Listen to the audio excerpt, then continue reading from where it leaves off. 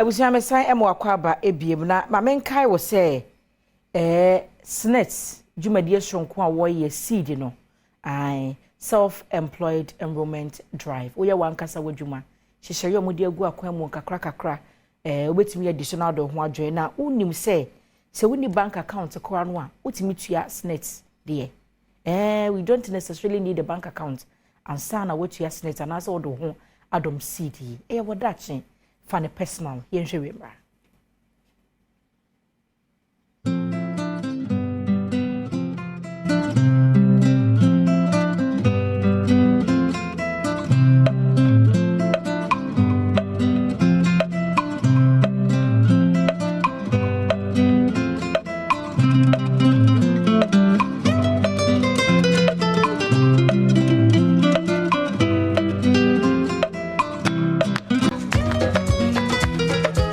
Abusia woni mu se ensesa wo bank account onko a wo na watua o contribution e dia masnet eno ane se phone ekita wo no wo befa no wa dial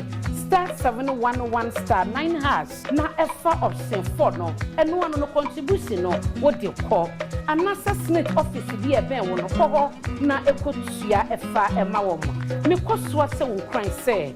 seed ya SNET e dia ba no fa wo semu esasa wo daxe wa ho medie bremu no e na wo hyehyɛ enti obusuani bi akane no na wo ye adwuma bosum ye tua ne ka na ne wo no aye na adwuma no ka kire ne se seed bi SNET fo diaba eboa yie utumi etua wo SNET no na wotoa so afi baby a wodi esiye no na ne daxe no wahyehyɛ